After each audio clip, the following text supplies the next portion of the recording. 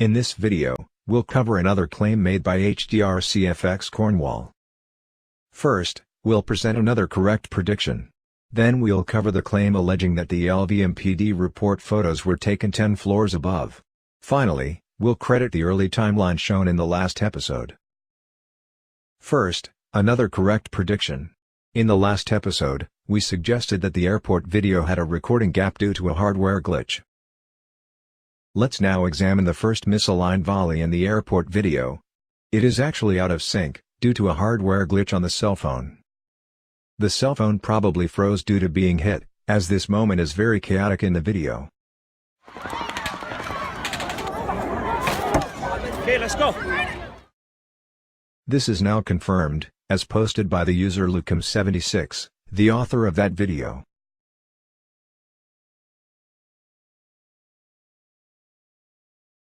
Since the first video about Cornwall's claims was greeted with a warm reception by his fans, as well as a well-researched and thoughtful answer by the man himself, here's a sequel.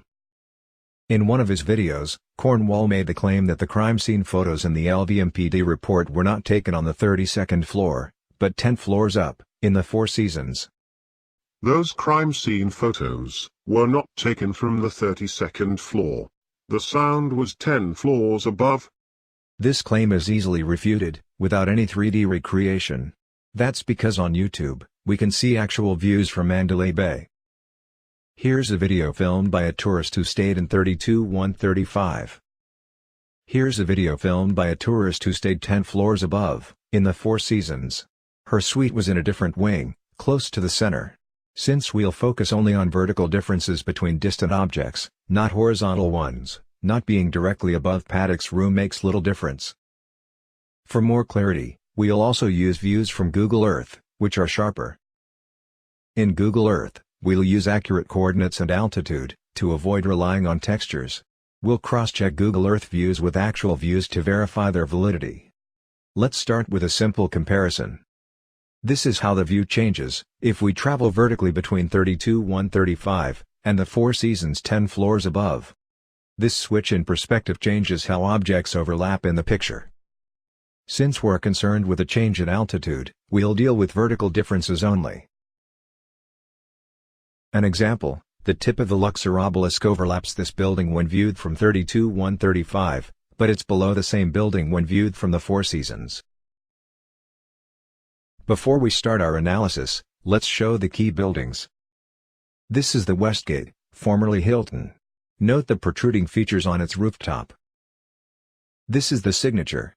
These are three separate buildings, but from Mandalay Bay, they look like one.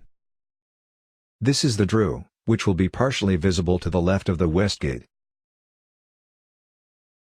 Let's see how the view from 32-135 compares to what we see in the LVMPD report, by pointing out specific details.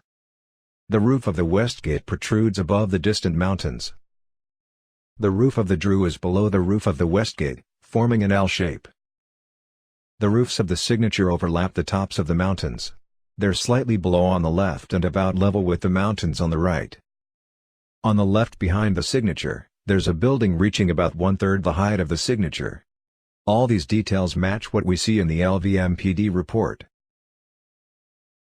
Let's now compare the view from the Four Seasons to the photos in the report.